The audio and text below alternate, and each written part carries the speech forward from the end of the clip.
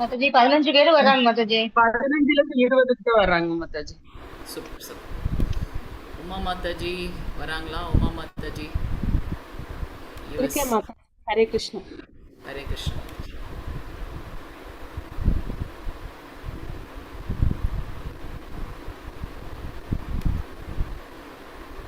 Screen share பண்ணுறேன், தெரியுதான்னு சொல்லுங்கள்.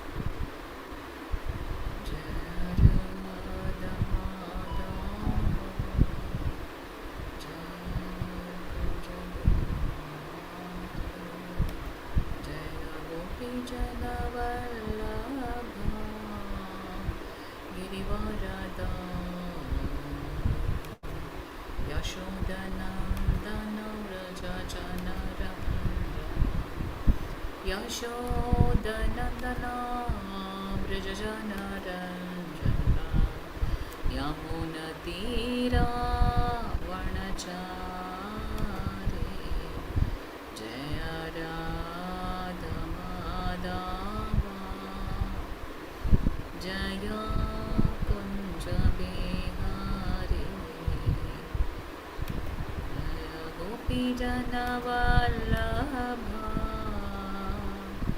गिरिवरदारी यशोदनन्दना व्रजजनरञ्जना यमुनतीरा वनचारी राधमाधवा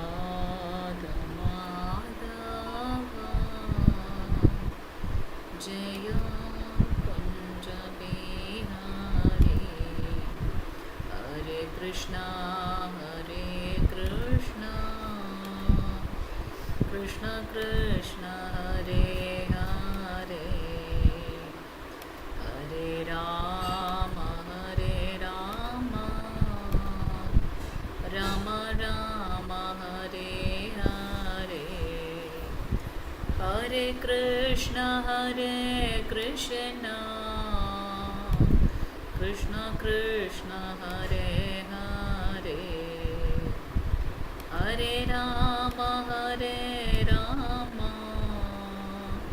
राम राम हरे हरे हरे कृष्ण कृष्ण कृष्ण हरे हरे विष्णु फैन कुछ कमी पड़ हरे राम राम राम हरे हरे थैंक यू पा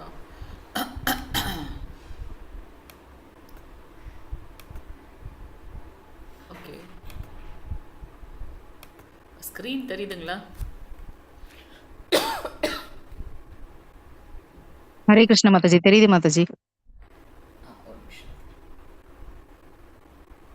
ஓகே.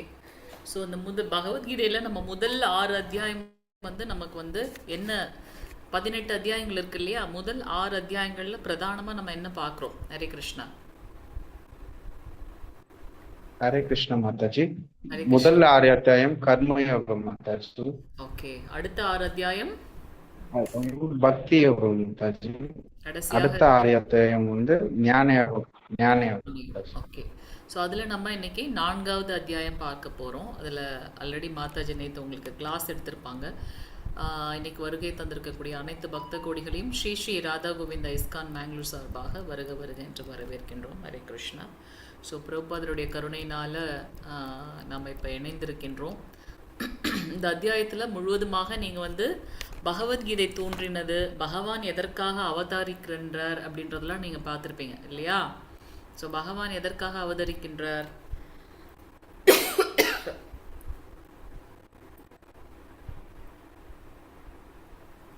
பகவான் எதற்காக அவதரிக்கின்றார்? சாதுக்களை காப்பவும், துஷ்டர்களை அழிக்கவும், தர்மத்தை நிலைநாட்டவும் மாதாஜி. ஹரே கிருஷ்ணா பிரபு. ஹரே கிருஷ்ணா. ஓகே. எத்தனாவது ஸ்லோகம் சொன்னாங்க மாதாஜி? 19 நினைக்கிறேன் இல்லையா? 20 வரைக்கும் நேற்று கம்ப்ளீட் பண்ணாங்க மாதாஜி. முடிச்சிட்டாங்க. ஓகே. ஹரே கிருஷ்ணா மாதாஜி. நீங்கள் எல்லாரும் சைட் பை சைடு செகண்ட் சாப்டருக்கு, அதாவது லெவல் 2க்கு உண்டான குவிஸ் எல்லாம் முடிச்சுடுங்க. லெவல் 1க்கு உண்டானது முடிச்சிருப்பீங்கன்னு நம்புகிறேன். லெவல் 2க்கு உண்டானதையும் முடிச்சிருங்க. 20 முடிச்சிட்டாங்க இல்லையா? 21 பார்க்கணும் நீலிருந்து. சரியா? ஹரே கிருஷ்ணா. வாய்ஸ் கேட்குதுங்களா? இப்போ கிளியராக இருக்கா?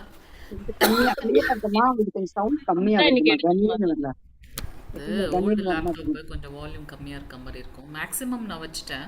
இல்ல இப்போ கேக்குது இப்ப மாதாஜி. கேக்குது மாதாஜி. ஹரே இப்ப நல்லா கிருஷ்ணா தான் கேக்குது. பாடும்போது கேட்கல, இப்போ கேக்குதுங்க மாதாஜி. அது நான் ஏற்கனவே வால்யூம் கம்மியாக தான் பாடினது. சரி, ஓகே. ஸோ நம்ம இன்னைக்கு 21வது ஸ்லோகத்துலேருந்து படிக்கணும் இல்லையா?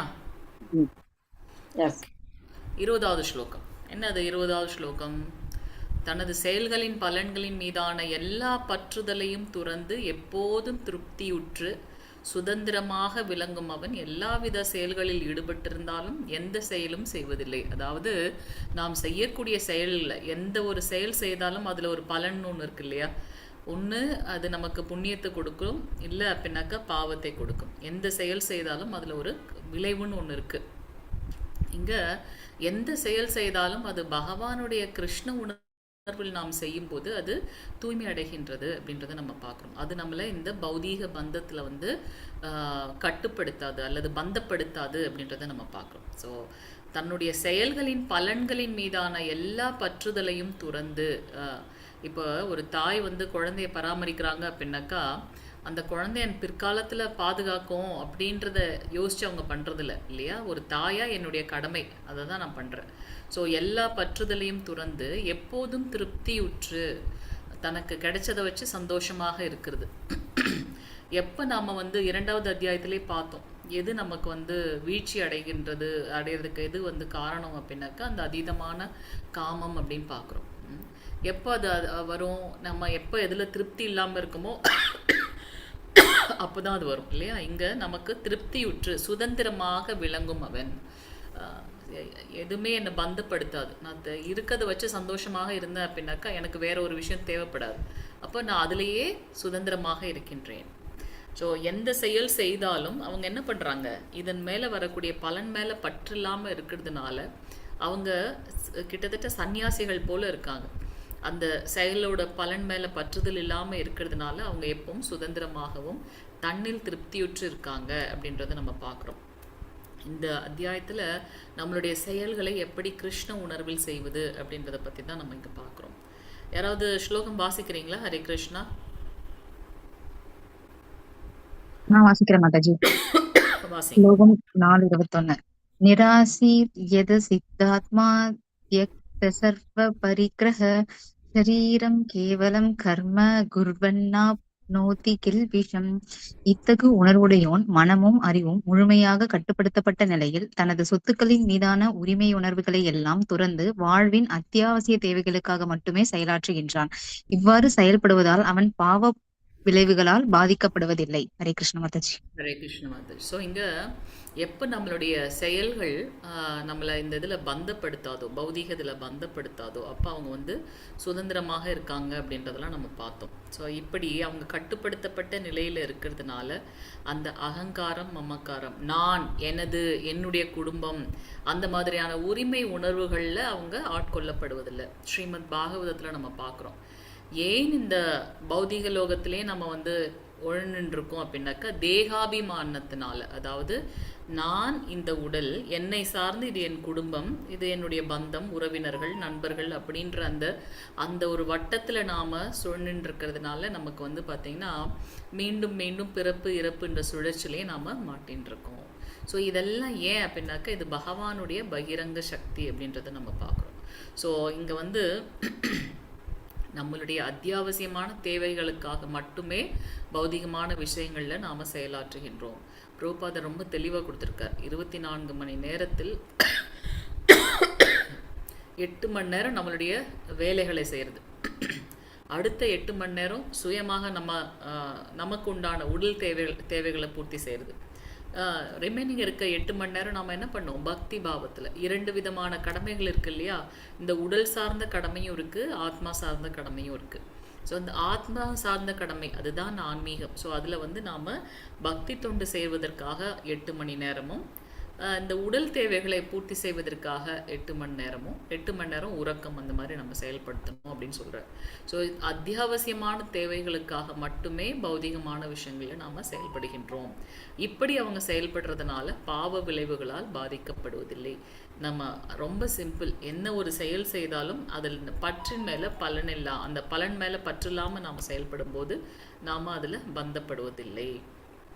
ஓகே, நம்ம இங்கே பார்க்குறோம் பகவான் ஆத்மராமர். அவர் வந்து பார்த்திங்கன்னா தன்னில் திருப்தி உற்றவர், சுதந்திரமானவர், அவரை கட்டுப்படுத்துறதுன்னு எதுவுமே கிடையாது இல்லையா. சுய கட்டுப்பாடு, கிருஷ்ணரை முழுமையாக சார்ந்திருத்தல். இங்கே நம்ம என்ன பார்க்குறோம், 3 விஷயங்களில் வந்து நமக்கு வந்து பார்த்திங்கன்னா 3 விஷயங்கள் வந்து நம்மளை வந்து இந்த பௌதீக பந்தத்தில் ஆட்படுத்தும். என்ன அப்படின்னாக்கா புலன்கள், மனம், புத்தி. இந்த புலன்கள், மனம், புத்தி இது 3த்தையும் நாம் பகவானுடைய பக்தி தொண்டில் ஈடுபடுத்தும் போது அதில் நம்ம அந்த கிருஷ்ண உணர்வில் நாம் செயல்களை செய்கிறதுனால இந்த பௌதீகம் சார்ந்த முடிச்சுகளில் நாம் ஆட்கொள்ளப்படுவதில்லை அப்படின்றத நம்ம இங்கே பார்க்குறோம். ஸோ அனைத்துமே பகவானுக்கு உண்டானது அப்படின்ற பாவத்தில் இருக்கும்போது நாம் விளைவுகள்லேருந்து விடுதலை பண்ணுறோம். இதை நம்ம பார்க்கும்போது என்ன கதை நமக்கு ஞாபகம் வருது, நிர்கா அப்படின்ற அந்த அரசருடைய கதை நமக்கு ஞாபகம் வருது இல்லையா. ஒரு அரசனாக நான் வந்து தானம் பண்ணுறேன் அப்படின்ற அந்த பாவம் இருந்ததுனால என்னாச்சு, அவர் வந்து அந்த பிராமணர்களுடைய சாபம் கிடைச்சது. அப்போவும் அவங்களுக்கு வந்து அது ஒரு பெரிய அது சாபமாக அவர் நினைக்கல. ஏன்னா அவருடைய அடுத்த பிறவியில் பெரிய பள்ளியாக இருந்தாலுமே எங்கே அவர் வந்து இருக்காரு அப்படின்னாக்கா பகவான் ஸ்ரீ கிருஷ்ணருடைய ஸ்பர்சம் பட்டதுனால அவருடைய அந்த பூர்வ ஜென்ம இதெல்லாம் அவங்களுக்கு ஞாபகம் வருது. அந்த இதுலேருந்து அவங்க விடுதலை அடைகிறாங்க அப்படின்றத நம்ம பார்க்குறோம். அந்த கதையிலேருந்து நம்ம தெரிஞ்சுக்கிறது என்ன அப்படின்னாக்கா, நம்ம இந்த தேகாபிமானத்துலேருந்து வெளியில் வரணும், அந்த அகங்காரம் மமக்காரம் இருக்கக்கூடாது, நாம் செய்கின்ற செயல்கள் எல்லாம் பகவானுக்கு உட்பட்டது. இதில் எது அனைத்துமே வந்து அவர் தான் சிருஷ்டின்னு பார்க்குறோம். இதில் ஏதாவது நமக்கு உண்டானது என்னுடையதுன்னு எதுனா இங்கே இருக்கா என்ன? பகவானுடைய சுவாச காற்று வேதங்கள்னு பார்க்குறோம், பகவானுடைய ரோமங்கள்லேருந்து வருது இந்த அண்டங்கள் அப்படின்னு பார்க்குறோம். எதுவுமே நம்மை சார்ந்ததில்லை. ஆனால் நம்ம என்ன பண்ணுறோம், எல்லாம் நான் பண்ணினேன், என்னோட விஷயம் அப்படின்னு நம்ம அதில் வந்து பந்தப்படுறோம். அதனால தான் நம்ம இந்த பௌதிக லோகத்தில் மீண்டும் மீண்டும் உழன்று கொண்டிருக்கின்றோம் அப்படின்றத நம்ம இங்கே பார்க்க முடியும். ஸோ இது எப்படி அப்படின்னாக்கா, இந்த உணர்வை எப்படி வளர்த்து கொள்வது. இப்போ கை தனியாக ஏதாவது செயல்கள் செய்ய முடியுமானா அப்படி கிடையாது. கண் தனியாக ஏதாவது செயல் செய்ய முடியுமானா கிடையாது. நாம் எப்போ இந்த கை இந்த உடலோடு சேர்ந்துருக்கோ அப்போ தான் அதுக்கு மதிப்பு இல்லையா, அப்போ தான் அது வந்து செயல்படவே முடியும். அதுபோல் நம்மளுடைய நம்மளுடைய ஸ்வரூபம் அப்படின்னு சொல்கிறோம் இல்லையா, நம்மளுடைய ஒரு ஐடென்டிட்டி இல்லை நம்மளுடைய அந்த சுபாவம் என்ன, நம்மளுடைய இயற்கை என்ன அப்படின்னாக்கா பகவானுடைய ஒரு அங்கம். பகவான் நம்ம பார்த்துருக்கோம் இல்லையா, அவர் வந்து விபு ஆத்மா, அக்கண்டமானவர், ஒரு பெரிய தீப்பிழம்பு, அதுலேருந்து வரக்கூடிய ஒரு சின்ன தீப்பொறி தான் வந்து இந்த ஜீவாத்மா அப்படின்றத நம்ம பார்க்குறோம். அதனால எந்த ஒரு செயல் செய்தாலும் அது வந்து பகவானுடைய கருணையினால நடக்குது. எப்பவும் அந்த கருணையில் இருக்கிறதுனால நமக்கு வந்து பார்த்திங்கன்னா அந்த பாவத்தில் இருக்கிறதுனால நாம் இந்த பிறப்பு இறப்பு சுழற்சிலேருந்து நாம் விடுபட்டிருக்கோம். இல்லை நான் செய்கிறேன், நான் அப்படின்ற அந்த விஷயம் வந்தாலே நாம் அங்கே வீழ்ச்சி அடைகின்றோம் அப்படின்றத நம்ம இங்கே பார்க்க முடிகின்றது. ஸோ கிருஷ்ண பக்தன் எப்பவும் பகவானுடைய சேர்ந்து இருக்கணும், பகவானுக்கு பக்தி தொண்டு செய்திருக்கணுன்றது மட்டும்தான் அவங்களுடைய நோக்கமாக இருக்கு. 22வது ஸ்லோகம் யாராவது வாசிங்க. ஹரே கிருஷ்ணா. ஹரே கிருஷ்ணா. யத்ருஷ்டாலாபசந்துஷ்டோ த்வந்தாதீதோ விமத்சரः சமஸ்தாவஸ்திதௌச்ச ருத்வாபி ந நித்யததே. எவன் ஒருவன் தானாக வரும் லாபத்தில் திருப்தி அடைந்து இருமையிலிருந்து விடுபட்டு பொறாமையற்று வெற்றி தோல்விகளில் நிலைத்து செயலாற்றுகிறானோ அவன் செயல்களை செய்யும் போதிலும் ஒருபோதும் பாதிக்கப்படுவதில்லை. ஹரே கிருஷ்ணா.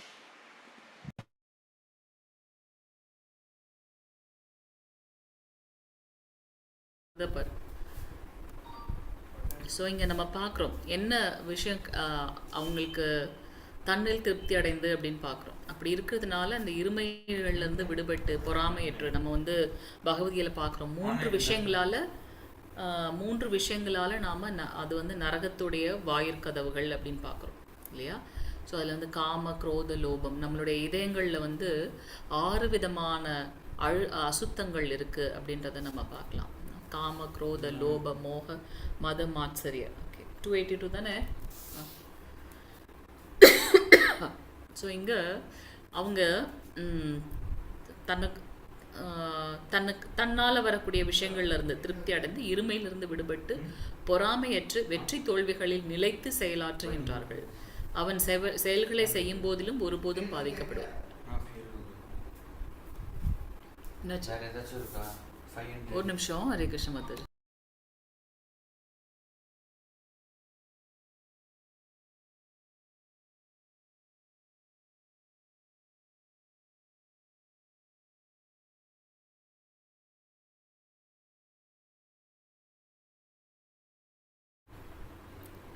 ஸோ இவங்க இருமைகள்லேருந்து விடுபட்டு பொறாமை இல்லாமல் இருக்கிறதுனால வெற்றி தோல்விகளில் நிலைத்து செயலாற்றுகின்றார்கள். அப்படி இருமைகள்லேருந்து விடுபட்டு இருக்கிறதுனால எப்பொழுதும் அவங்க பாதிக்கப்படுவதே இல்லை அப்படின்றத நம்ம இங்கே பார்க்குறோம். யார்? இந்த தூய பக்தர்கள். ஸோ இப்படி தூய பக்தர்கள் என்ன கிடைச்சாலும் அது வந்து பகவானுடைய கருணையினால் கிடைக்குது அப்படின்ற பாவத்தில் இருக்கிறதுனால அது எதுவும் அவங்கள கஷ்டப்படுத்துறது கிடையாது அப்படின்னு பார்க்குறோம். 23வது ஸ்லோகம். 23வது ஸ்லோகம். மற்ற ஸ்கிரீன் தெரியுதா? ஹரே கிருஷ்ண மாதாஜி. ஹரே கிருஷ்ண. படிங்க பிரபு.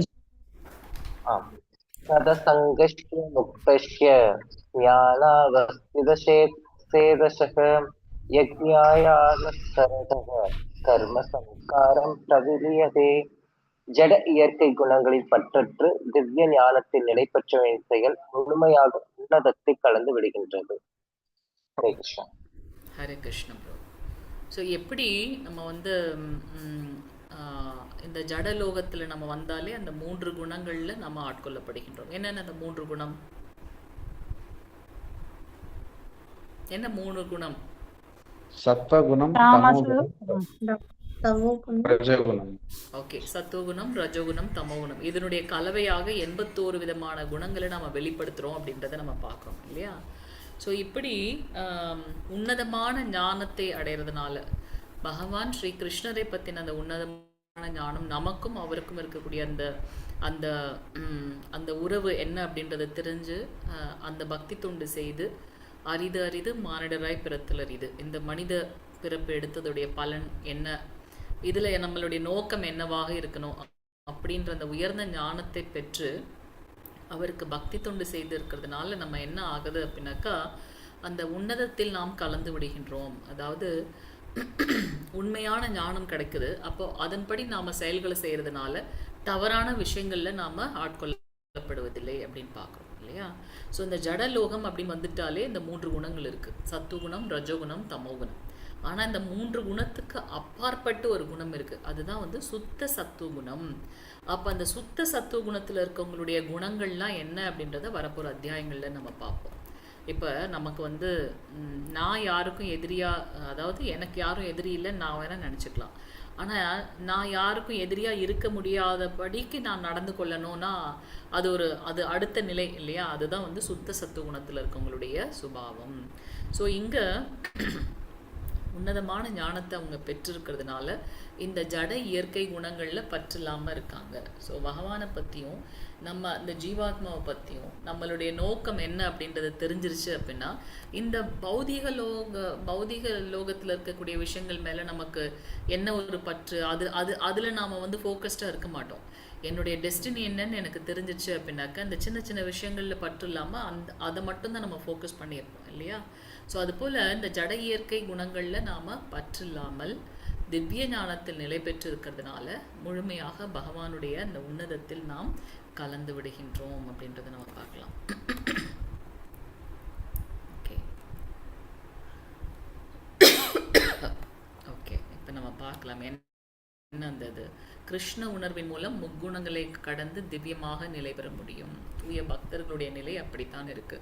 குந்தி மகாராணி பார்க்குறோம், பாண்டவர்களுடைய நிலை பார்க்குறோம். வெளியிலேருந்து நம்ம பார்க்கும்போது எவ்வளோ கஷ்டம் அந்த பாண்டவர்களுக்கு அப்படின்னு பார்க்குறோம். ஆனால் குந்தி மகாராணி பிரார்த்தனையில் என்ன சொல்கிறாங்க, கிருஷ்ணா நீ எனக்கு துன்பங்களை கொடுத்துட்டே இருக்கணும், ஏன்னா எப்பெல்லாம் எனக்கு கஷ்டம் இருக்கோ அப்போ நீ என் பக்கத்துலேயே இருக்க, இப்போ நீ என் பக்கத்திலே வேணும் அப்படின்னாக்கா இந்த துன்பங்கள்லாம் பெரிய விஷயம் இல்லைன்றாங்க. ஸோ அந்த அப்போ வெளிப்புறத்துலேருந்து பார்க்குற நமக்கு தான் வந்து அவங்கெல்லாம் கஷ்டப்படுற மாதிரி தோணுது. ஆனால் அவங்க அப்படி இல்லை. பகவான் ஸ்ரீ கிருஷ்ணரே சாக்ஷாத் பகவான், அவங்க கூட இருக்கும்போது அவங்களுக்கு என்ன கஷ்டம்.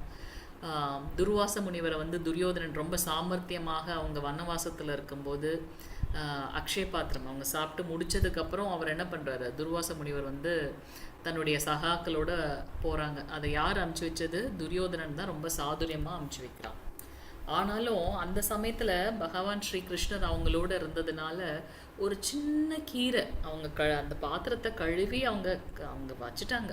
இருந்தாலும் ஸ்ரீ கிருஷ்ணர் என்ன சொல்கிறார், இந்த பாத்திரத்தை எடுத்துட்டு வான்னு சொல்லிட்டு அதில் ஒரு சின்ன கீரை இருக்கும். அதை சாப்பிட்ட உடனே துர்வாச முனிவர் கூட வந்த அத்துணை ரிஷிகள் முனிவர்கள் அவங்களோட சகாக்கள் எல்லாருக்குமே ரொம்ப வயிறெல்லாம் ஃபுல்லாகிடும்.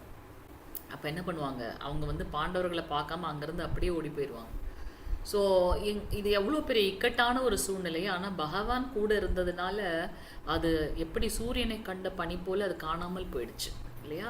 ஸோ நமக்கு வந்து அந்த உண்மையான ஞானம் என்ன அப்படின்னா, நான் பகவானுக்கு பக்தி தொண்டு செய்து கொண்டு இருக்கக்கூடிய சேவகனுக்கு சேவகனுக்கும் சேவகனுக்கும் சேவகன், தாசானு தாசானு தாசானு தாசன். ஸோ நம்மளுடைய சுபாவமே என்ன, இப்போ எப்படி கரும்புனா இனிக்கும் பாகக்காய்னா கசக்கும்னு பார்க்கணும், அதுபோல் நம்மளுடைய சுபாவமே பகவானை திருப்தி செய்வதற்காக பக்தி தொண்டு செய்து கிடப்பதே அப்படின்னு பார்க்குறோம். அதுதான் நம்மளுடைய உண்மையான சுபாவம். அதை நாம் புரிஞ்சுக்கிறதுக்காக எத்தனையோ பிறவிகள் எடுக்கணும். அதை புரிஞ்சதுக்கப்புறம் அவருக்கு தூய்மையான பக்தி தொண்டு செய்து பகவானை அடைகின்றோம். ஸோ கிருஷ்ணரை திருப்திப்படுத்துவது மட்டுமே நம்மளுடைய உண்மையான நோக்கமாக இருக்குது அப்படின்றத நம்ம பார்க்கலாம். ஸோ அவங்க வந்து பார்த்திங்கன்னா நம்ம பார்க்குறோம், யஜ்ஞங்கள்லாம் செய்யும்போது கூட யஜ்ஞபதி யார் அப்படின்னாக்கா பகவான் விஷ்ணு அப்படின்னு பார்க்குறோம்.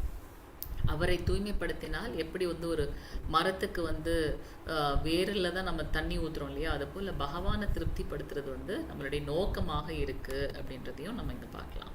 ஸோ நிச்சயமாக நம்ம பகவானே சொல்லியிருக்கார், பகவத்கீதையில் நிறைய இடங்களில் நம்ம படிப்போம். அவர் ப்ராமிஸ் பண்ணுறார், மரணிக்கும் தருவாயில் எவனொருவன் என்னை பற்றி மட்டுமே சிந்தித்து கொண்டிருக்கின்றானோ அவன் நிச்சயமாக என்னை வந்தடைவான். நம்ம வந்து அஜாமிலனுடைய ஸ்டோரி பார்த்துருக்கோம், கஜேந்திரனுடைய ஸ்டோரி பார்த்துருக்கோம். இவங்கெல்லாம் வந்து பார்த்திங்கன்னா மரணிக்கும் தருவாயில் பகவானே நினச்சிட்டு இருந்தனால அந்த ஆன்மீக லோகத்தை அடைகின்றார்கள் அப்படின்றத நம்ம பார்க்கலாம். இங்கே நம்ம என்ன பார்க்குறோம் அப்படின்னாக்கா, தூய பக்தர்கள் மற்றும் மாயாவாதிகளுடைய நிலை என்ன. மாயாவாதிகள் யார் அப்படின்னாக்கா, நம்ம பகவானை 3 நிலைகளில் புரிஞ்சுக்கிறோம் இல்லையா. யார் அதை எக்ஸ்பிளைன் பண்ண முடியும், பகவானை என்னென்ன 3 நிலைகளில் நம்ம புரிஞ்சுக்கிறோம்? அதுக்கு ஒரு எக்ஸாம்பிளோடு நம்ம படிச்சிருக்கோம் முந்தைய கிளாஸில். யார் சொல்கிறீங்க? ஒரு தோழனா, ஒரு தந்தையா, அதுவா மாதாஜி? இல்ல, அது 5 விதமான ரசங்கள். ஹரே கிருஷ்ணா மாதாஜி. ஒன்று வந்து அருவ நிலை மாதாஜி, உருவமே இல்லை அந்த மாதிரி மாதாஜி. Yes bro, yes, okay. இன்னொன்று வந்து அந்த பரமாத்மாவோட ஒன்றிணைந்து கலப்பது, அது ஒன்று மாதாஜி. ஓகே. இன்னொன்று வந்து நிச்சயமாக இந்த பூலோக விருந்தாவனம் மாதிரி அந்த லோகத்தை அடைஞ்சு பக்தி செய்வது மாதாஜி. 3 நிலைகள். நன்றி பிரபு, நன்றி மாதாஜி. பரபிரம்மம், பரமாத்மா, பரமபுருஷர், அந்த 3 நிலைகளில் வந்து பகவானை புரிஞ்சுக்கிறோம்.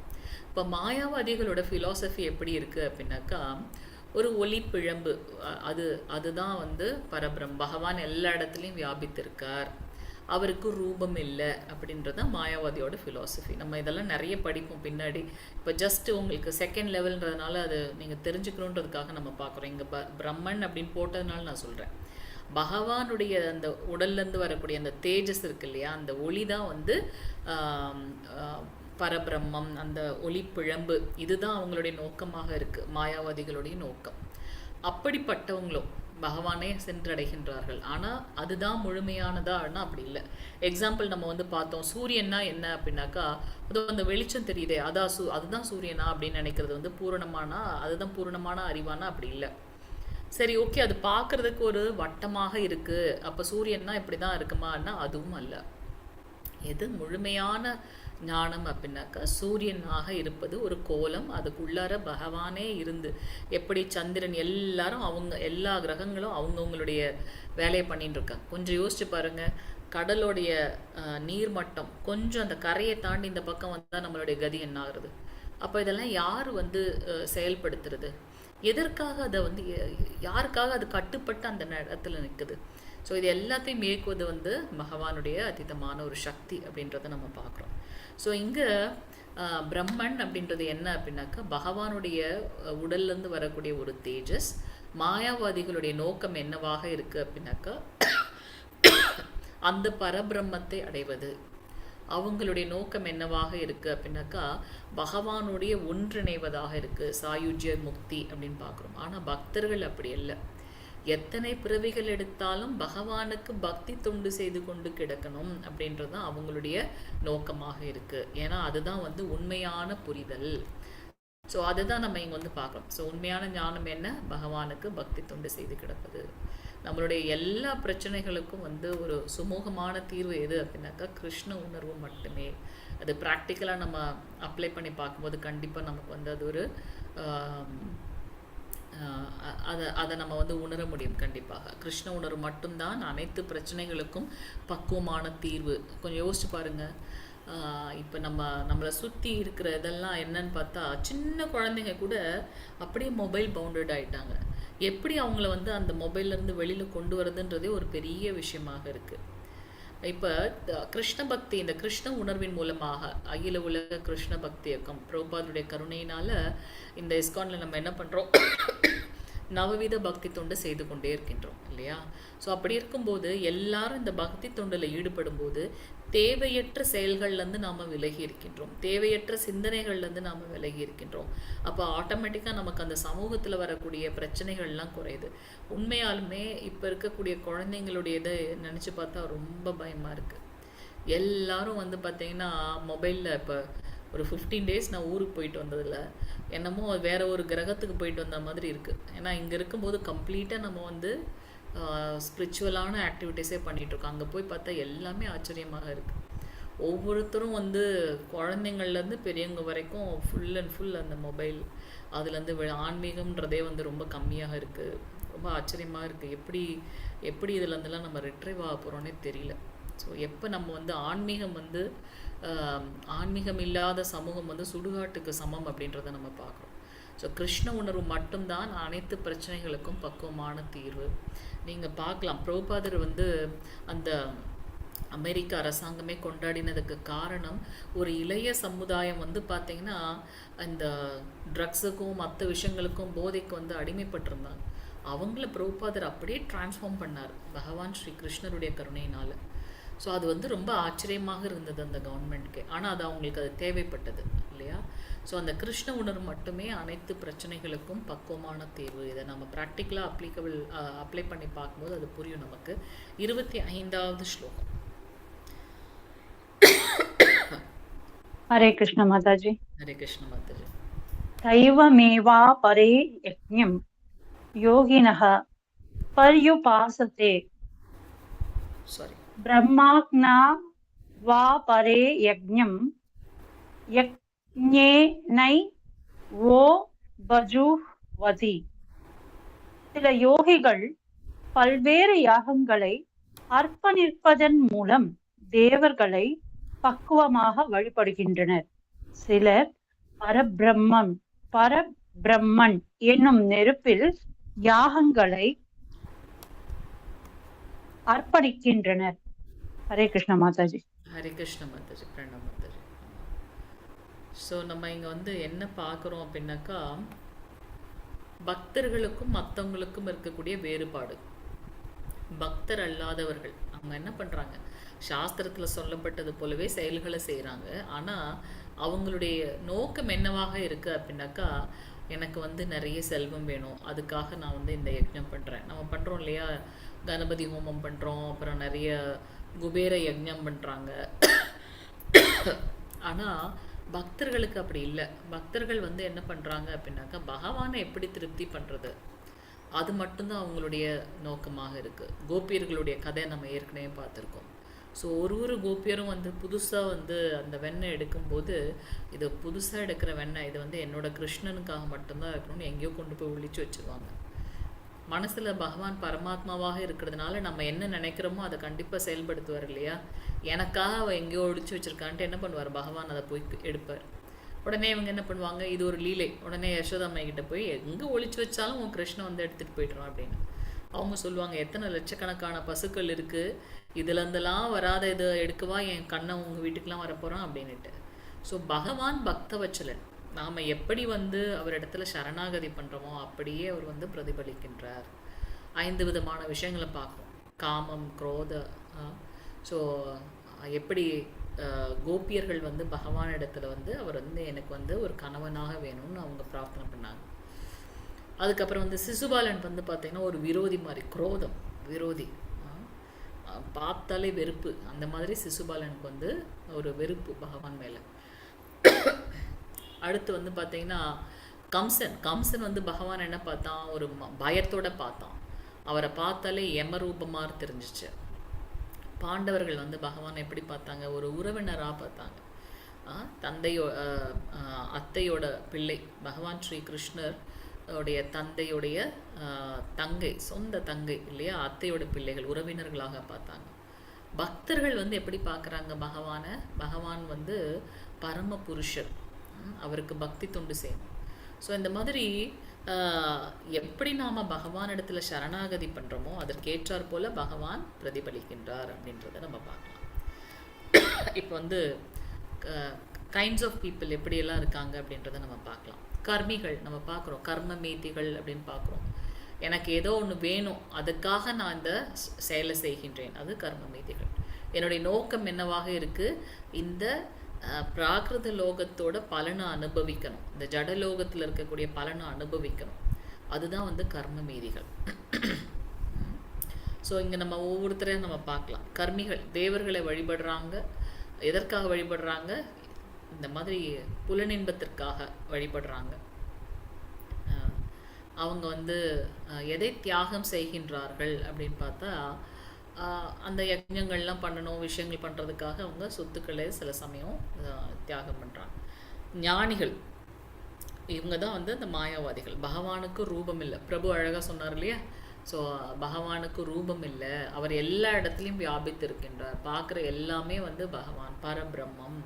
ஸோ இந்த அருவவாதிகள் அவங்க எதை தியாகம் செய்கின்றார்கள், தனது அடையாளங்களை பரத்துடன் ஒன்றாக கலப்பதற்கு அவங்க பிரயத்தனம் பண்ணுறாங்க. 5 விதமான முக்தியில் சாயுஜ்ய முக்தி அப்படின்னாக்கா பகவானோட 2 கலந்து விட வேண்டும் அப்படின்றதுக்காக அவங்க தன்னுடைய செயல்களை செய்கிறாங்க அப்படின்னு பார்க்கலாம். பிரம்மச்சாரிகள் என்ன பண்ணுறாங்க அப்படின்னாக்கா, தன்னுடைய மனதை கட்டுப்படுத்தணும் அப்படின்றதுக்காக புலன்களையும் கேட்கும் முறைகளையும் அவங்க என்ன பண்ணுறாங்க, தியாகம் செய்கின்றார்கள். குடும்பஸ்தர்கள் என்ன பண்ணுறாங்க, புலனுணர்ச்சிகளை குடும்பஸ்தர்கள் தியாகம் செய்கின்றார்கள். ஆன்மீக முன்னேற்றத்திற்காகவும் தன்னுணர்வுக்காகவும் அவங்க தன்னுடைய புலனுணர்ச்சிகளை இது பண்ணுறாங்க. குடும்பஸ்தர்கள்னால் யார், நம்ம 4 விதமான ஆசிரமம் பார்த்தோம் இல்லையா, பிரம்மச்சரியம், கிரகஸ்தர், வானப்பிரஸ்தம், சந்நியாசம், அந்த 4 விதமானதில். ஸோ ஒழுக்கமான குடும்பஸ்தர்கள், கிரகஸ்தர்கள் என்ன பண்ணுறாங்க அப்படின்னாக்கா, ஆன்மீக முன்னேற்றத்திற்காகவும் தன்னுணர்வுனா என்ன, பகவானுடைய தாசன், அதற்காகவும் என்ன பண்ணுறாங்க, புலனுணர்ச்சிகளை அவங்க கட்டுப்படுத்துகிறாங்க அப்படின்றத நம்ம பார்க்கலாம். ஓகே, ஸோ இங்கே யோகிகள், நம்ம ஆல்ரெடி ஞானிகளை பார்த்தோம். யோகிகள் இவங்க வந்து அஷ்டாங்க யோகிகள்லாம் பார்க்குறோம். மூச்சு பயிற்சி பண்ணுறது 6வது அத்தியாயத்தில் வந்து ரொம்ப டீட்டெயிலாக படிப்போம். ஸோ இவங்க என்ன பண்ணுறாங்க அப்படின்னாக்கா, தன்னை உணர்வதற்காக தியானம் செய்து தனக்கு உள்ளார இருக்கக்கூடிய பரமாத்மாவை உணர்வதற்காக என்ன பண்ணுறாங்க, மூச்சு பயிற்சி எல்லாம் பண்ணுறாங்க, மூச்சை வந்து கட்டுப்படுத்துகிறாங்க. எக்ஸாம்பிள் யார் சொல்லலாம், உங்களுக்கு யார் ஞாபகம் இருக்குது? இருக்கீங்களா லைன்ல? துருவ மகாராஜர் நம்ம பார்த்தோம் இல்லையா? அவர் என்ன பண்ணார்? ஒருத்தர் காலில் நின்று அவர் தவம் பண்ணார் அப்படின்றத நம்ம பார்க்கலாம். ஆனாலும் மற்ற மற்ற இது எக்ஸாம்பிள் வந்து பார்த்தீங்கன்னா ஹிரண்யகசிபுவும் வந்து இந்த அஷ்டாங்க யோகங்கள்லாம் பண்ணியிருக்கார். ஆனால் எதற்காக பண்ணியிருக்காரு? 3 லோகமும் வந்து தன்னையே புகழணும், எனக்கு வந்து மரணம் இல்லாத ஒரு வாழ்க்கை வேணும் அப்படின்றதுக்காக.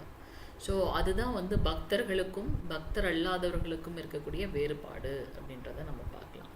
தர்மம் செய்பவர்கள் எதை தியாகம் பண்ணுறாங்க? தன்னுடைய உடைமைகளை அவங்க தியாகம் பண்ணுறாங்க. அதன் மூலமாக திவ்யமான ஞானத்தை பெறுகின்றார்கள்.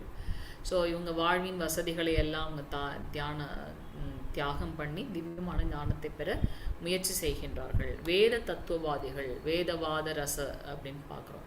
இவங்களும் என்ன பண்ணுறாங்க? புத்தியை வளர்த்து கொண்டு திவ்யமான ஞானத்தை பெற முயற்சி செய்கின்றார்கள். ஸோ இப்படி பலவிதமான மக்கள் என்ன பண்ணுறாங்க அப்படின்னாக்கா பகவானுக்கும் நமக்கும் இருக்கக்கூடிய உறவை புதுப்பித்துக் கொள்வதற்கான பலவிதமான செயல்களில் ஈடுபடுறாங்க. 26வது ஸ்லோகம். ஹரே கிருஷ்ண மாதாஜி.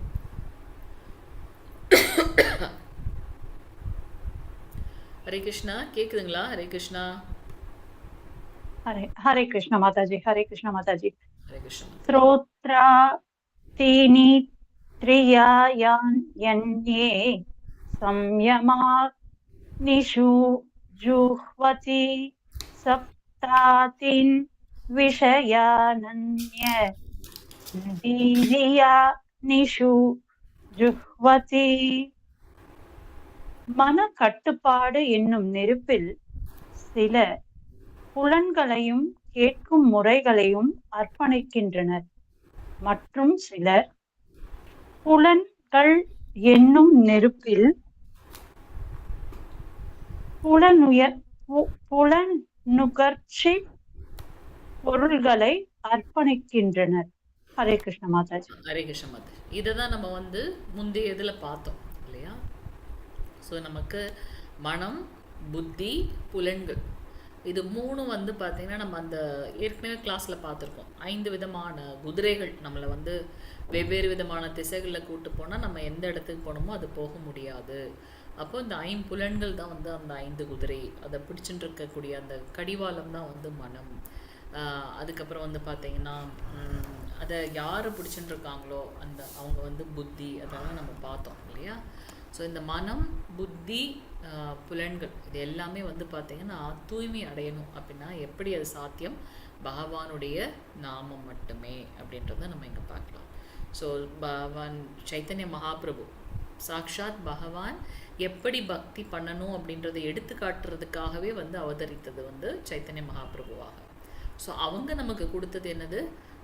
ஹரே கிருஷ்ணா ஹரே கிருஷ்ணா கிருஷ்ண கிருஷ்ண ஹரே ஹரே, ஹரே ராம ராம ராம ஹரே ஹரே. ஸோ பகவானுடைய நாம ஜபம் மட்டுமே நம்மளை வந்து அனைத்து கலங்கங்கள்லேருந்தும் விடுவிக்கக்கூடிய ஒன்று.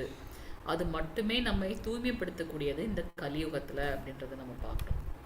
அதனாலேயே நிறைய தேவர்கள் என்ன பண்ணுறாங்களாம்? இந்த கலியுகத்தில் வந்து அவதரிக்கணும் அப்படின்னு ஆசைப்படுறாங்களாம். எல்லாரும் ஆல்ரெடி அவங்கவுங்க லோகத்தில் போயாச்சு. இருந்தாலும் அவங்களுக்கு வந்து பௌதிக இந்த பூலோகத்துக்கு வரணுன்ற ஆசை. ஏன் அப்படின்னாக்கா வெறுமனே பகவானுடைய நாமத்தை பண்ணி நாம் முக்தி அடைகிறதுக்கு ஒரே இது என்ன அப்படின்னாக்கா இந்த பூலோகம் அப்படின்றத நம்ம பார்க்குறோம். 27வது ஸ்லோகம் மாதாஜி. பிரபுஜி ஹரே கிருஷ்ணா வாசிங்க. 27வது. ஹரே கிருஷ்ண மாதாஜி. ஹரே கிருஷ்ண. சர்வாணி இந்திரிய கர்மாணி பிராண கர்மாணி சாபரே ஆத்ம சம்யம யோகாக்னௌ ஜுஹ்வதி ஞான தீபிதே.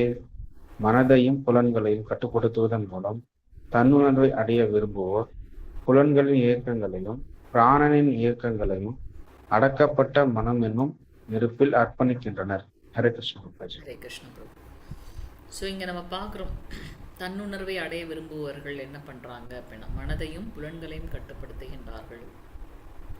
இதை ரொம்ப டீட்டெயிலாக நம்ம வந்து அஷ்டாங்க யோகத்தில் பார்ப்போம். 8 நிலைகளில் வந்து இருக்காங்க இல்லையா?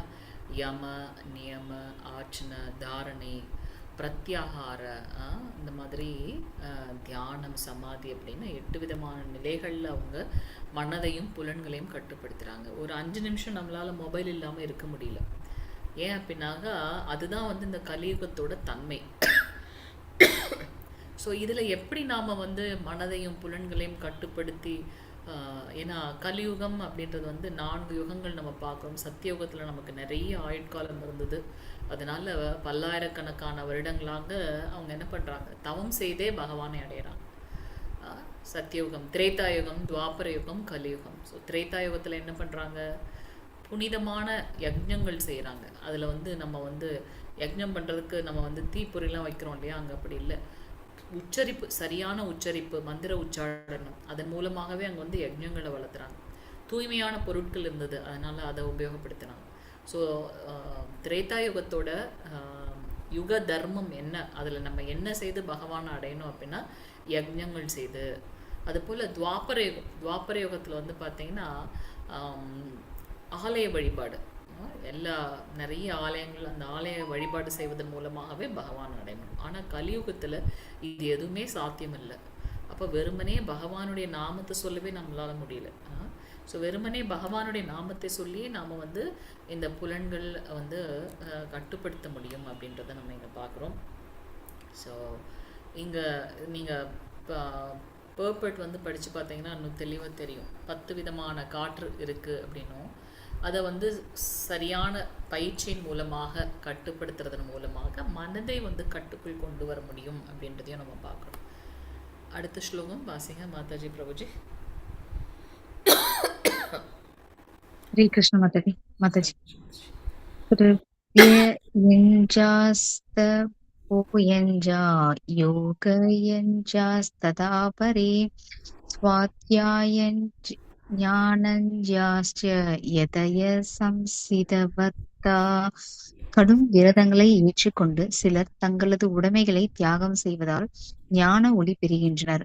மற்றவர்களோ கடுமையான தவங்கள், அஷ்டாங்க யோக பயிற்சி அல்லது உன்னத ஞானத்தில் முன்னேற்றம் பெறுவதற்காக வேதங்களை கற்றல் ஆகிய முறைகளால் ஞான ஒளி பெறுகின்றனர். ஹரே கிருஷ்ண மாதாஜி. ஹரே கிருஷ்ண மாதாஜி. ஸோ இங்கே இந்த அத்தியாயமே வந்து உன்னத யோகம், ஞான யோகம் அப்படின்னு பார்த்தோம் இல்லையா. ஸோ இதில் எப்படி அந்த ஞானத்தை பெறுவது அப்படின்றத வந்து சொல்லப்பட்டிருக்குங்க. சிலர் வந்து கடுமையான விரதங்களை மேற்கொள்கின்றார்கள். அப்போ வந்து அந்த புலன்களை கட்டுப்படுத்தி அதன் மூலமாக. சிலர் வந்து தன்னுடைய உடைமைகளை தியாகம் செய்கின்றார்கள், தன்னுடைய கம்ஃபர்ட் ஜோன்லேருந்து வெளில வருது, அல்ல நிறைய தியாகம் பண்ணுறது, இந்த தானம் பண்ணுறது, அதன் மூலமாக ஞானத்தை பெறுகின்றார்கள். எக்ஸாம்பிள் பார்த்தீங்கன்னா துருவ மகாராஜர் ஒரு அரசர் இருந்தாலும் என்ன பண்ணுறாரு, எல்லாத்தையும் விட்டுட்டு பகவானை நோக்கி தவம் பண்ண காட்டுக்கு போகிறார். இளவரசராக இருந்து. இரண்யகசிபு ஒரு அரசர், அதனால அவங்க என்ன பண்ணுறாரு, இரண்யகசிபுவோட நோக்கம் வேற மாதிரி இருந்தது. ஆனாலும் அவன் என்ன பண்ணுறாரு, உடைமைகளை தியாகம் செய்து பகவான்கிட்ட வந்து, பகவான்கிட்டன்னு இல்லை, பிரம்மதேவர்கிட்ட வந்து, ஏன்னா அவர் தான் சிருஷ்டி பண்ணுறாரு, அதுதான் அவருடைய ஞானமாக இருக்கு இல்லையா.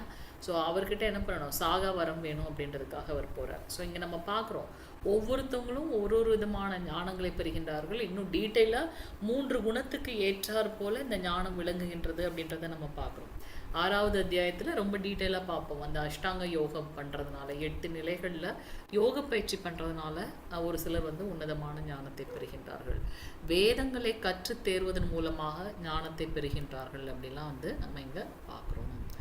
ஸோ இங்கே வந்து இந்த அஷ்டாங்க யோகம், பதஞ்சலி முறைகள், வேதாந்திகள் வந்து உபனிஷத் மற்றும் வேதாந்த சூத்திரங்கள் நமக்கு கொடுத்துருக்காங்க அப்படின்றத நம்ம பார்க்கலாம். 18 விதமான புராணங்கள் இருக்குது அப்படின்றதையும் நம்ம பார்க்குறோம்.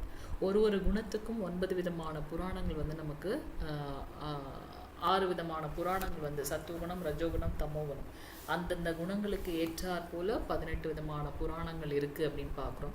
ஆனால் எல்லாத்தை விட உயர்ந்தது என்ன அப்படின்னாக்கா ஸ்ரீமத் பாகவதம், அமல புராணம் அப்படின்றத பார்க்குறோம். ஸோ பகவானையும் பகவானுடைய பக்தர்களை பற்றின க்ளோரிஃபிகேஷன் தான் வந்து அந்த 12 அத்தியாயங்கள் அந்த ஸ்கந்தத்திலையும் நம்ம பார்க்குறோம் அப்படின்றத நம்ம பார்க்கலாம்.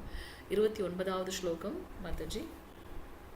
அபானே ஜுஹ்வதி பிராணம் பிராணே அபானம் ததா பரே பிராணாபானகத்திருக்வா பிராணாயாம பராயணஹ. சமாதியில் இருப்பதற்காக சுவாச கட்டுப்பாடு பயிற்சிகளில் ஈடுபாடு கொண்டுள்ள சிலர் உட்சுவாசத்தில் வெளிசுவாசத்தின் இயக்கத்தையும் வெளிசுவாசத்தில் உட்சுவாசத்தின் இயக்கத்தையும் நிறுத்தும் முறையை பயின்று இறுதியில் சுவாசத்தை முழுமையாக அடக்கி சமாதியில் நிலை பெறுகின்றனர். வேறு சிலர் உணவு கட்டுப்பாடுகளை மேற்கொண்டு வெளி சுவாசத்தையே யாகமாக அர்ப்பணிக்கின்றனர். ஹரே கிருஷ்ண மாதாஜி. ஹரே கிருஷ்ண பிரபு, தேங்க்யூ பிரபு. ஸோ நம்ம இதை பார்க்குறோம். துருவ மகாராஜருடைய அந்த 6 மாதத்தில் 5 வயது சிறுவன் எப்படி வந்து பகவானை நேர்கொண்டு பார்க்க முடிஞ்சது அப்படின்றத நம்ம பார்ப்போம்.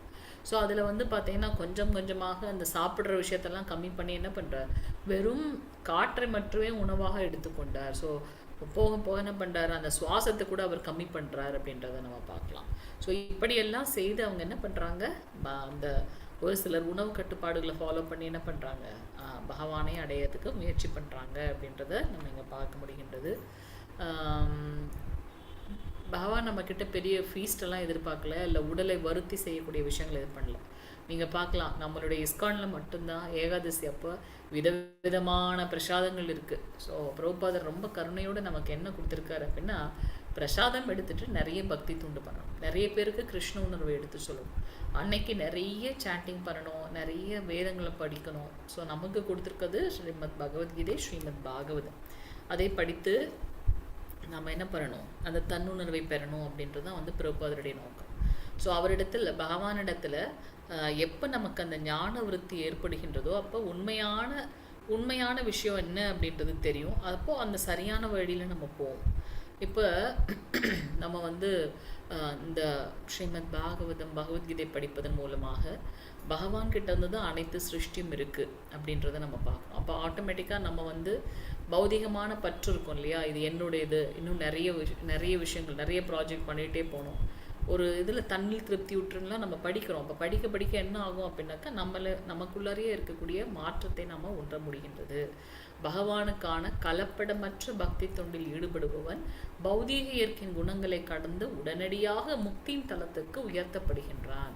ஸோ இந்த ஆர்டிஃபிஷியலான செயற்கையான விஷயங்கள் எதுவுமே இருக்கக்கூடாது. அதை நம்ம கொஞ்சம் யார்கிட்ட, பகவான் கிட்டத்துலேயே செயற்கை வேண்டாம் இல்லையா. ஸோ நம்ம என்ன செய்தாலும் அதை பூரணமான அன்போடு நம்ம வந்து பகவானுக்கு பக்தி தொண்டு செய்ய வேண்டும். பகவான் எல்லார்கிட்டையும் அந்தர்யாமியாக இருக்கார், பரமாத்மாவாக இருக்கார். நம்ம வந்து டிஃப்ரென்ஸ் பார்க்கலாம், பகவானுக்கும் இந்த பரமாத்மாவுக்கும் ஜீவாத்மாவுக்கும் உள்ள வேறுபாடுகள். என்னை பற்றி எனக்கே புரிஞ்சிக்க முடியல, ஆனால் பகவான் எல்லா இடத்துலையும் வியாபித்து ஒருத்தரை பற்றியும் அவர் புரிந்து கொண்டிருக்கின்றார். ஸோ அவருக்கு நம்ம என்ன பண்ணணும், கலப்படமற்ற பக்தி தொண்டு. அது மட்டும்தான் நம்ம வந்து அந்த கலப்படமற்ற பக்தி தொண்டு பண்ணுறதுனால இந்த ஜட குணங்கள்லேருந்து நாம் விடுதலை பெற்று பகவானிடத்தில் தூய பக்தி தொண்டு செய்யக்கூடிய முக்தியை அடைகின்றோம் அப்படின்றத பார்க்குறோம். ஹரே கிருஷ்ணா. அடுத்த ஸ்லோகம் மாதாஜி. ஹரே கிருஷ்ணா. ஹரே கிருஷ்ணா.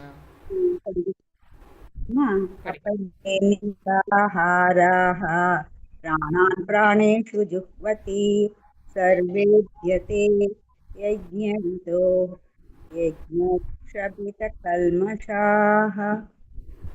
யாகத்தின் பொருளை அறிந்து செயல்படும் இவர்கள் அனைவரும் பாவ விளைவுகளிலிருந்து தூய்மை பெற்று இத்தகைய யாகங்களின் பலன்களை அமுதமாக பருகி பரமான முக்கிய நிலை கூறுகின்றனர். ஹரே கிருஷ்ண மாதாஜி. நம்ம பார்க்குறோம், வேதத்தின் மூலமாக அறியப்படுபவரும் நானே, வேதமாக இருப்பதுமே பகவான். வேதைச்ச சர்வே ரகம் வேத வேத்யம். அதுபோல் பகவானே வந்து யக்ஞபதியாக இருக்கார் அப்படின்றத நம்ம பார்க்கலாம். ஸோ இதனால் நம்ம நம்மளை புலனின்பத்தில் நம்ம ஈடுபடாமல் பகவானுக்கு பக்தி தொண்டு செய்வதில் நாம் ஈடுபட வேண்டும். 31வது ஸ்லோகம் மாதாஜி. यज्ञजिष्टामृतभुजो यान्ति ब्रह्म सनातनं नायं लोकोऽस्त्य यज्ञश्च குரு சத்தம. குருவம்சத்தில் சிறந்தவனே, எவரும் யாகங்களின் நீ உலகிலோ இவ்வாழ்விலோ மகிழ்ச்சியுடன் வாழ முடியாது. மறு உலகை பற்றி என்ன கூற முடியும்?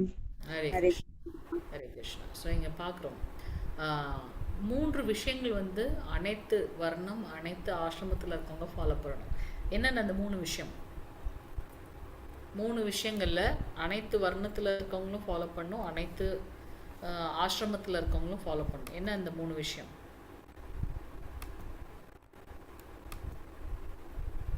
ஹரே கிருஷ்ணா.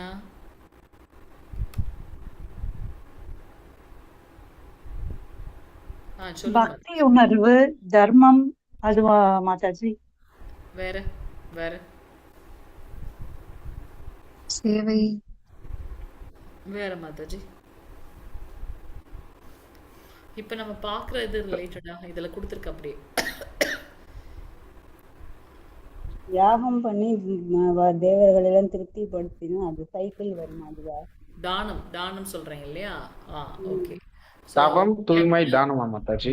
தேங்க்யூ பிரபு. ஹரே கிருஷ்ணா. தவம், தானம், அதுக்கப்புறம் வந்து பார்த்தீங்கன்னா யக்ஞம். இந்த மூணும் வந்து 4 வர்ணத்தில் இருக்கவங்களும் 4 ஆசிரமத்தில் இருக்கவங்களும் ஃபாலோ பண்ணும்.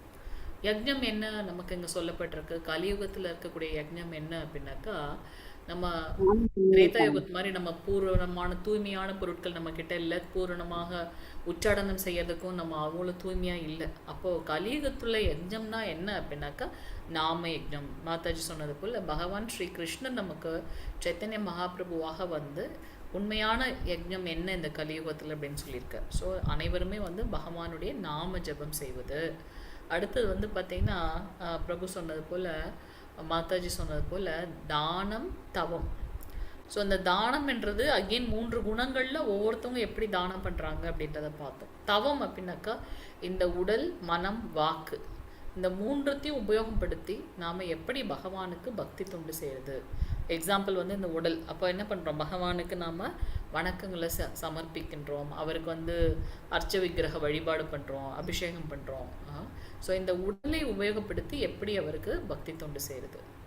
அடுத்து வந்து மனம். மனதை வந்து எப்படி நம்ம பக்தி தொண்டில் உபயோகப்படுத்துறது? பகவானுடைய நாம ஜபம் மட்டுமே நம்மளுடைய மனதை தூய்மைப்படுத்தக்கூடிய ஒன்று அப்படின்னு பார்க்கணும். தானம், தவம், அதுக்கப்புறம் வந்து பார்த்திங்கன்னா யஜ்ஞம். ஸோ தவம் என்ன? அதுதான் இந்த உடல், மனம், வாக்கு, பேசுகிற பேச்சு வந்து இனிமையாக இருக்கணும். எல்லாருமே வந்து பகவானுடைய அங்கம் அப்படின்றதுனால அவருக்கு எப்படி நம்ம மரியாதை செலுத்துகின்றோமோ அதுபோல் அனைவருக்கும் வந்து நம்ம மரியாதையோடு நடந்து கொள்ள வேண்டும் அப்படின்றது நம்ம. அதே சமயத்தில் அச்சிந்த பேத அபேத தத்துவம். பகவான் ஒன்றுபட்டு இருந்தாலும் வேறுபட்டு இருக்க. நம்ம உடனே நம்ம நிலைக்கு பகவானை இறக்கிடக்கூடாது. எப்போவுமே பகவான் தான். ஸ்ரீ கிருஷ்ணர் அவருக்கும் நமக்கும் நிறைய வித்தியாசம். 5 வயதிலேயே வந்து பார்த்தீங்கன்னா கோவர்தன மலையை தூக்கினார். அதுக்கப்புறம் எத்தனை வதங்களை செய்திருக்கார் அப்படின்னு பார்க்கணும். ஸோ அதனால் பகவானை நம்மளுடைய தரத்துக்கு குறைச்சிடவே கூடாது. அவர் வந்து ரொம்பவும் அகண்டமானவர், ஆத்மராமர், ஸ்வராட் அப்படின்னு பார்க்குறோம். ஆனால் நம்ம வந்து அவருடைய அங்கம்ன்றதுனால அவர்கிட்ட இருக்கக்கூடிய அந்த நல்ல குணங்கள் நம்மக்கிட்டேயும் இருக்குது. ஆனால் அளவில் அது வந்து குறைந்திருக்கு அப்படின்றத நம்ம இங்கே பார்க்கலாம். ஸோ இந்த யாகம் என்பது எல்லாருக்குமா உகந்தது.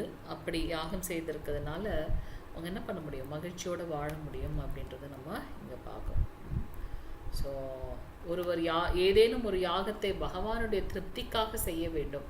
புனித நாம ஜபம் பகவானுக்காக ஆடி பாடி பிரசாதம் ஏற்றுக்கொள்ளுதல் மிகவும் எளிமையான பயனுள்ள யாகமாகும். பக்தி தொண்டு அனைத்துமே வந்து யாகம் அப்படின்றத நம்ம இங்கே பார்ப்போம்.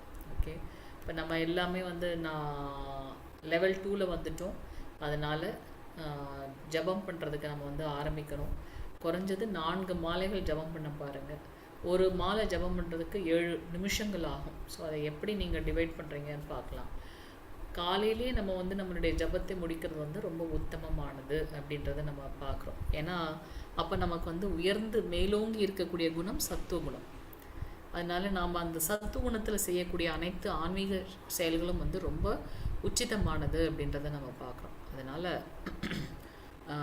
இந்த 4 மாலை நம்ம குறைந்தது சாண்டிங் பண்ணுறதுக்கு நாம் முடிவு பண்ணணும் பார்க்குறோம். டைம் என்ன ஆகுது?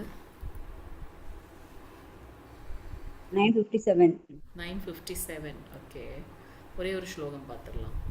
யாராவது வாசிங்க. ஹரே கிருஷ்ணா.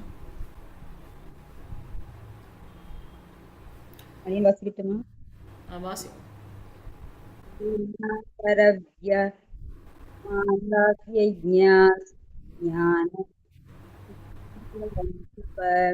सर्वं कर्माखिलं पार्थ ஞானே பரிசமாப்யதே. எதிரிகளை தவிக்கச் செய்பவனே, ஞான யாகம் பொருட்களை யாகம் ஞான செய்வதில்லை. யோகம். ஞான யோகம் பொருட்களை யாகம் செய்வதை விட தாவின் மகனே, அது மட்டுமின்றி எல்லா செயல்களின் யாகமும் தெய்வீக ஞானத்தாலேயே முற்று பெறுகின்றன. அது யாகம்னு கொடுத்துருக்காங்க, யோகம் மாதிரி.